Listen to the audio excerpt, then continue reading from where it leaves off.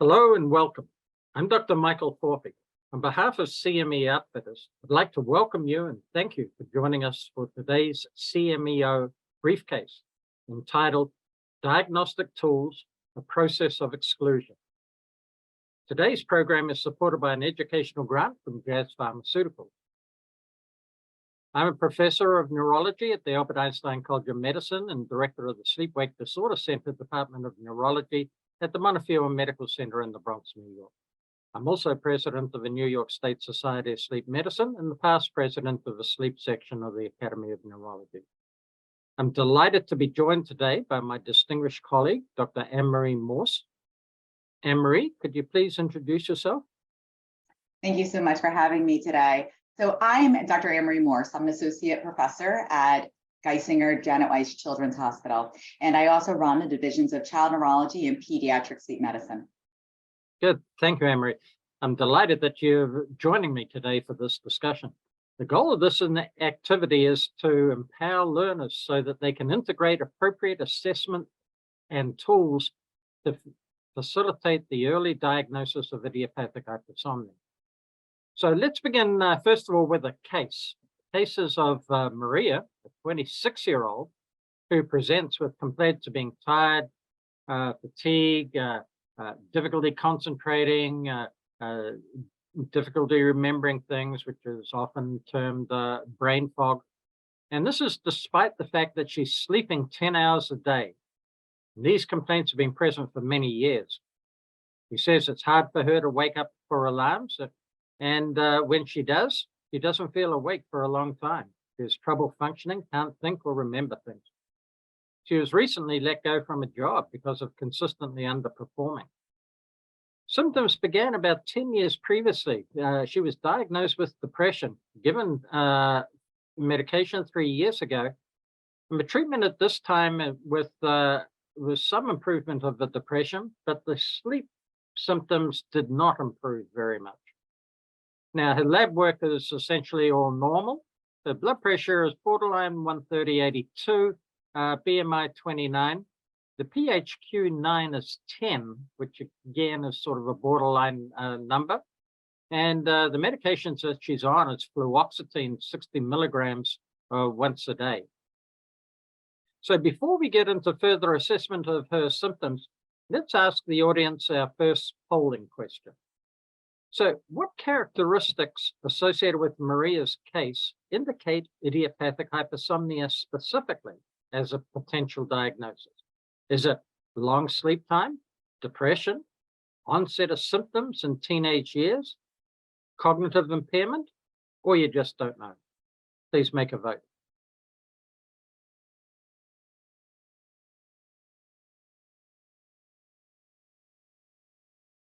Okay, so let's look at some of the core features of idiopathic hypersomnia.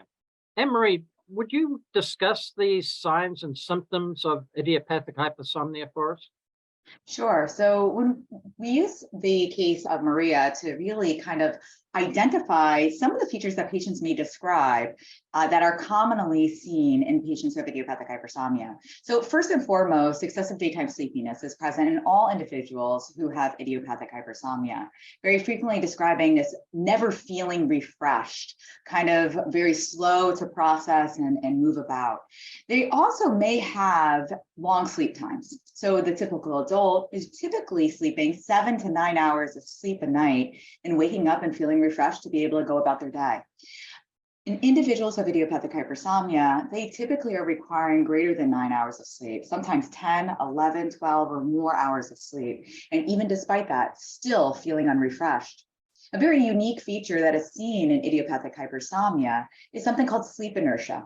This is where there's not that refreshing feeling. And for many of us who don't have idiopathic hypersomnia, we sometimes can experience this as well. That's those nights where we had a horrible night's sleep. It was a shorter duration. You wake up and you really feel like, man, I was hit by a truck. I just can't get out of my bed, hitting the alarm multiple times.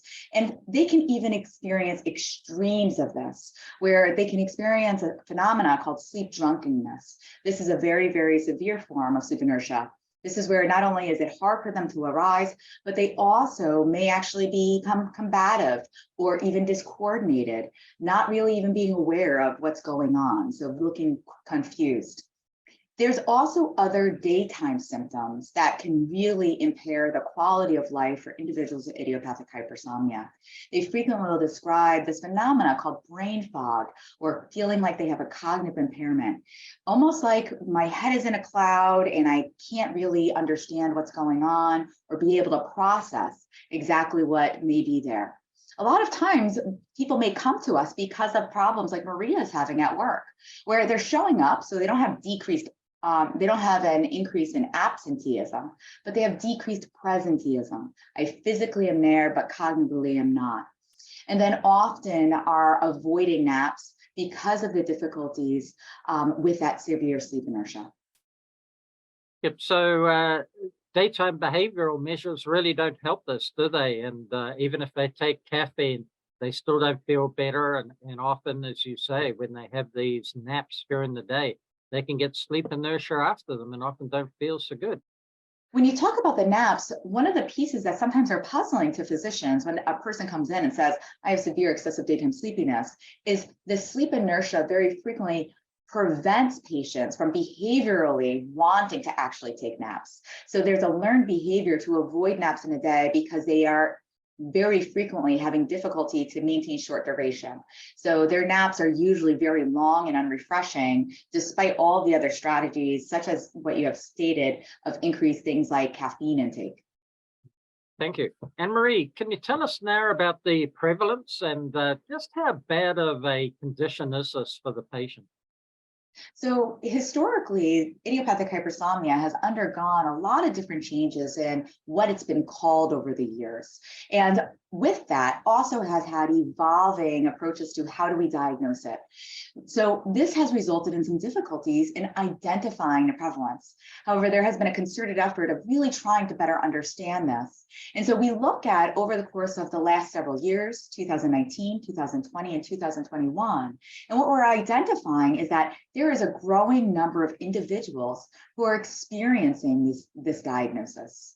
Although we're seeing that there's an increase in the number of individuals being diagnosed with idiopathic hypersomnia, one of the other care gaps that exists is really understanding what else is happening with these individuals. We've gone over the symptoms of idiopathic hypersomnia and what those burdens may be, but there's actually increasing amount of data that is allowing us to have a deeper dive into understanding what the burden overall looks like.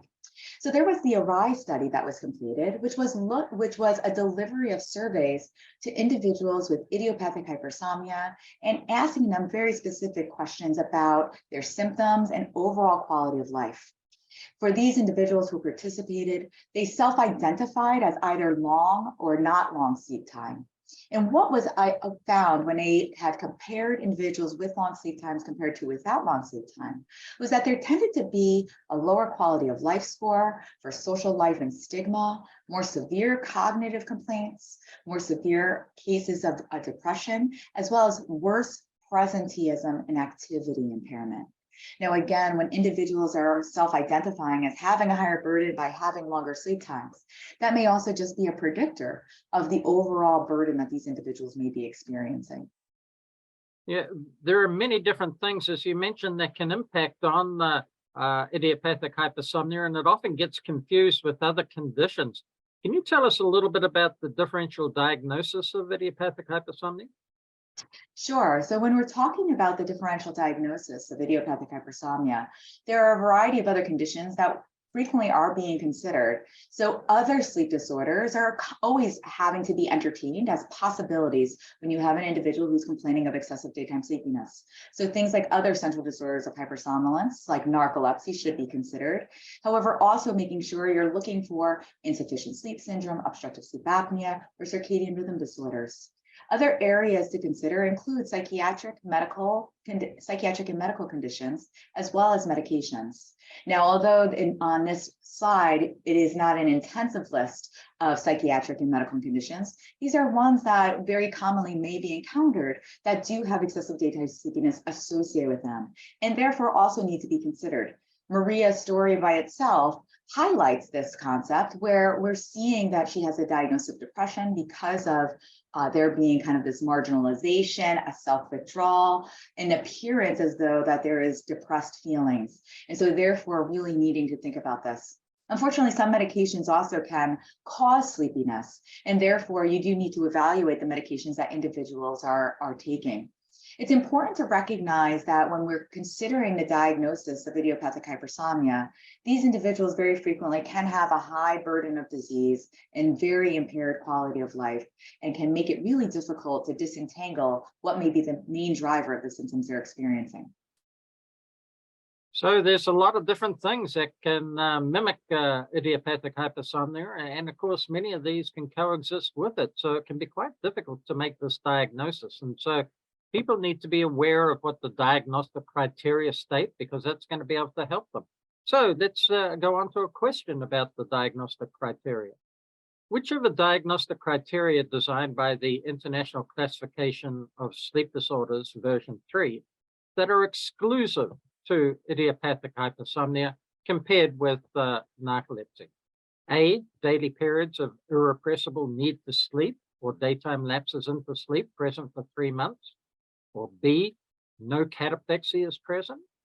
C, fewer than 2 sleep onset REM periods on the MSLT, or fewer than 1 if nocturnal REM latency is less than 15 minutes. Or D, you just don't know. Please make a choice.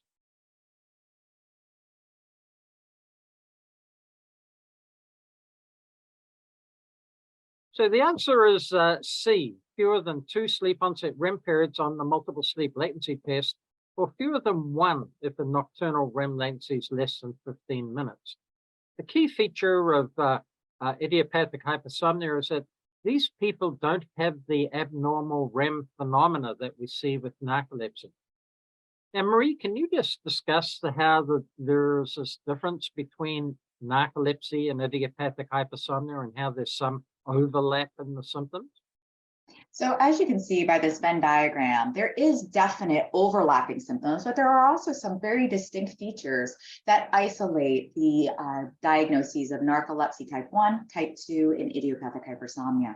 So when looking at narcolepsy type 1, very frequently you may get a history of features of cataplexy. And if you don't, if you were to do a spinal tap, you would identify that there is a deficiency in a specific neurotransmitter called orexin.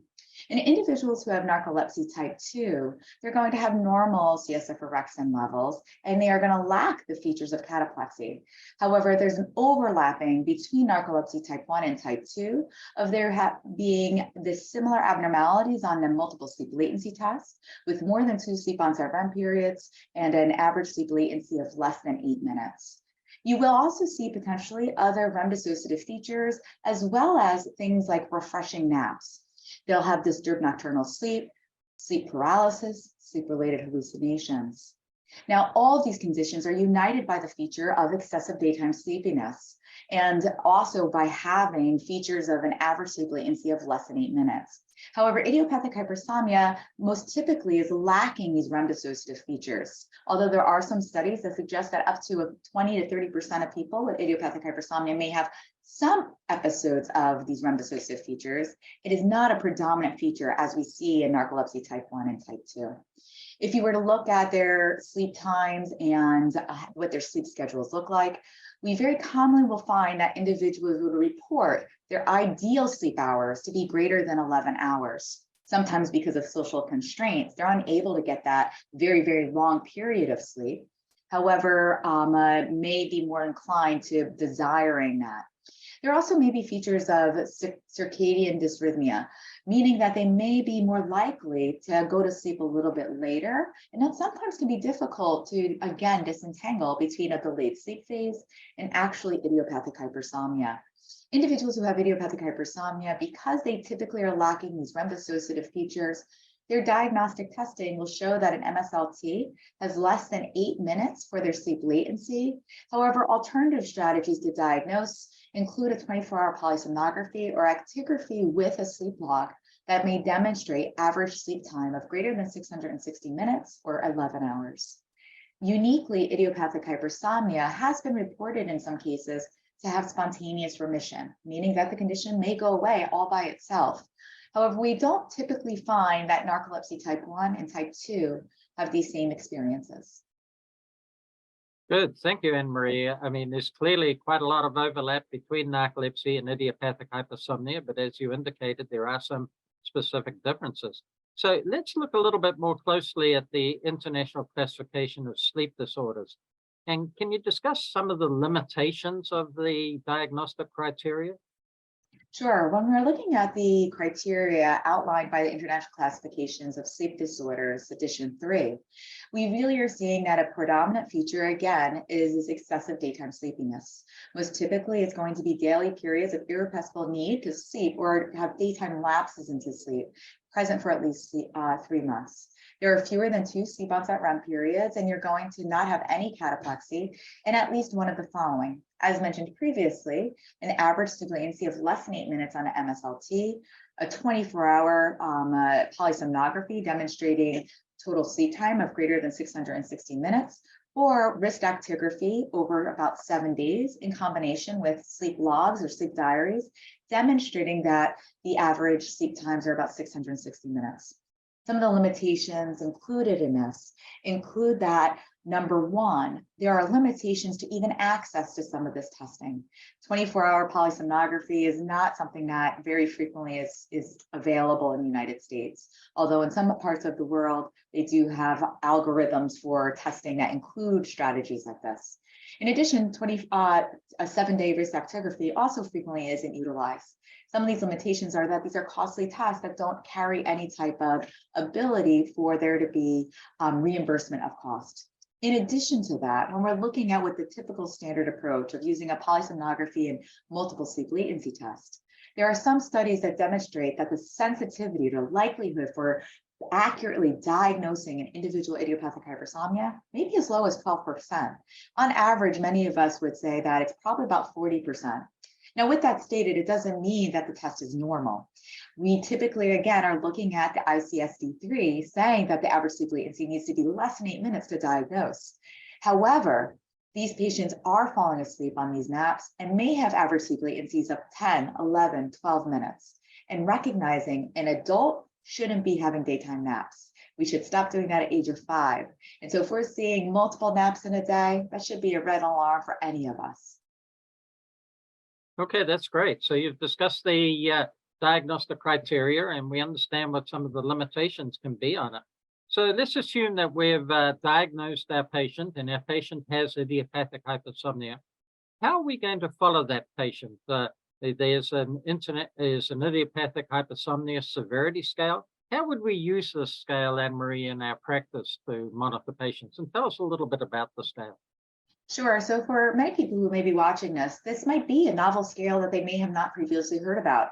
Very frequently, when we're talking about sleepiness, we're usually referencing other scales like the Epworth Sleepiness Scale. However, the limitation of the Epworth Sleepiness Scale is that it's unidimensional. It's only getting at one aspect of the patient.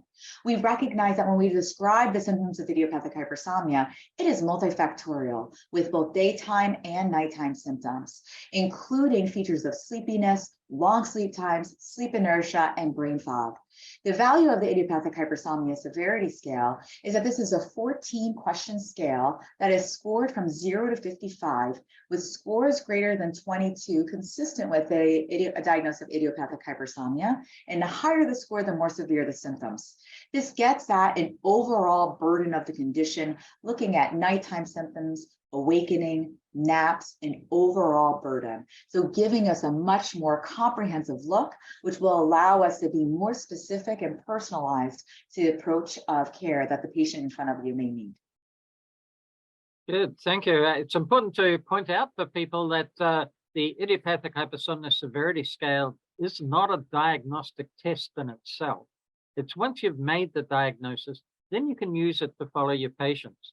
But let's talk a little bit more about the diagnostic challenges, Anne-Marie. Can you talk a little more about those difficulties in making this diagnosis? Yes, so when we're talking about idiopathic hypersomnia versus narcolepsy, there is this consistency of daily periods of irrepressible need to sleep or daytime lapses into sleep present for at least 3 months. And this is the same across idiopathic hypersomnia, narcolepsy type 1 and narcolepsy type 2 in International Classification of Sleep Disorders, edition 3. A notable change that has occurred with the most recent revision of the International Classification of Sleep Disorders, edition 3, in the text revision, is that narcolepsy type 1 and type 2 have removed that time frame of 3 months. However, in IH, there still is this persistence of having to maintain this 3-month period of an irresistible need of falling asleep. We also can see that there can be some variability between tests, meaning that the test-retest probability can be variable. There has been some great work that has come out of centers like Emory that have demonstrated that individuals who had a PhD and an MSLT and may have been diagnosed with idiopathic hypersomnia, when repeated, may actually normalize or look like narcolepsy type 2. The inverse is also true. A normal MSLT or evidence that would look suggestive of NT2 may then also evolve into IH. This may reflect some of the difficulties around the fact that we don't truly have an understanding of the underlying pathophysiology, nor do we have the very specific distinctions to really tease those apart. The diagnostic tools that are also being performed also have flaws associated with them. The polysomnography is rarely performed to measure maximal sleep amount. There's usually restrictions in the lab at the time that the person has to wake up, not allowing them to have the actual full sleep period that they typically would have if they had no restrictions.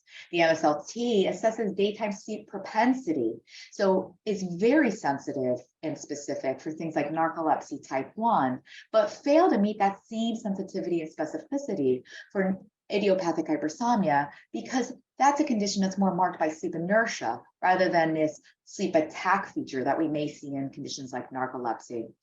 We also may see that sleep logs and wrist actigraphy may not be being utilized as widely as what we would look at. And also when looking at 24-hour protocols, we do have some difficulties in being able to actually obtain these in the United States.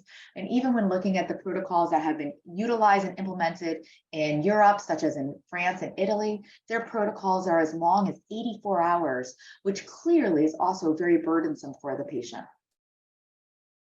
Good, thank you. So there are clearly significant limitations in terms of our diagnostic testing for narcolepsy, and we desperately need to have better and improved diagnostic tools available to us. So we perhaps have to just wait for the future for that. So now that we've talked about the signs, the symptoms, the diagnostic criteria, let's go back to our case of Maria. We would want to go over the patient's presentation and look at that as consistent with idiopathic hypersomnia. The duration of sleep is greater than 10 hours a day, and that is significant and what we would expect for somebody who has idiopathic hypersomnia. The patient doesn't have cataplexy, so clearly is not a type 1 narcoleptic patient. We don't know too much about her nighttime sleep, but as you have indicated, you can have some abnormal REM phenomena at night, like dreaming, excessive dreaming, etc., and even sleep paralysis, and that can be consistent with both narcolepsy or idiopathic hypersomnia. However, we would look in more detail at her sleep studies, and we know that her multiple sleep latency test does have 1 sleep onset REM period, not 2 that would be consistent with narcolepsy. She does fall asleep very rapidly in 6 minutes, and she does have a very long sleep time at 702 minutes. The confusing factor, and I think you brought this up before, Anne-Marie, is the depression. I mean, what would you do to sort of recognize whether the depression is playing a part in this or not? Sure. So I think that it's multifactorial as well, of not only the symptoms of depression, but it's also notable that although she's not reporting features of cataplexy, she's on fluoxetine, which is a REM suppressant. Right. And so you have someone who is on fluoxetine, and hopefully they use protocols to be able to withhold the fluoxetine prior to the testing, most typically 2 weeks or at least 5 half-lives, to ensure that it's not contributing negatively to this. The challenge is that when you look at the DSM-5 or the Diagnostic Statistical Manual that we utilize to diagnose a variety of different mental health conditions, most notably sleep features are a part of many of them, both hypersomnolence and insomnia.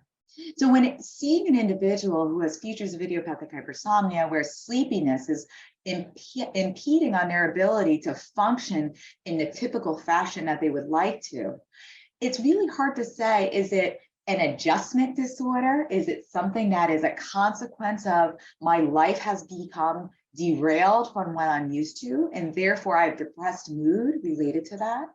Or is it true depression that is comorbid associated with it? Or is it just a misdiagnosis? And when we more optimally treat the features of idiopathic hypersomnia, we find that all these other features that appear as purposeful withdrawal are in fact reflective of the actual condition of idiopathic hypersomnia. And I think we would both agree that in this particular patient, all the features do add up to idiopathic hypersomnia. The symptoms that she has, the features on the polysomnographic testing, and that's all consistent with idiopathic hypersomnia. Well, I hope that today's CMEO briefcase program has helped everyone develop a foundation for diagnosing idiopathic hypersomnia. Emery, can you summarize for us our SMART goals? SMART goals stand for specific, measurable, attainable, relevant, and timely goals. Sure, Dr. Thurpey. So first, we would hope that you could differentiate idiopathic hypersomnia from other medical, psychiatric, sleep disorders, as well as medication and substance use. We also hope you'll be able to distinguish between the subtleties of idiopathic hypersomnia and narcolepsy type 1 and type 2. That you'll be able to incorporate the ICSD-3 text revision guidelines into practice when diagnosing patients suspected of having idiopathic hypersomnia. And finally, recognize that diagnostic tools utilized for idiopathic hypersomnia do have some limitations. Today's CMEO briefcase is part one of a three-part series of case-based activities that can be found on the Sleep Education Hub. I hope you'll check out the other two activities in the series. The Sleep Medicine Education Hub has these activities as well as many others on sleep disorders. Thank you to our audience for joining us today. And to Emery Morse, thank you very much for your valuable information that you've given us. It's very detailed, and I'm sure now everybody has a really good basis for understanding and diagnosing idiopathic hypersomnia. To receive CME CE credit for this activity, the participants must complete the post-test and evaluation online. Participants will be able to download and print their certificate immediately upon completion of the evaluation. Be safe, take care of yourselves so that you can provide the best care for your patients. Thank you.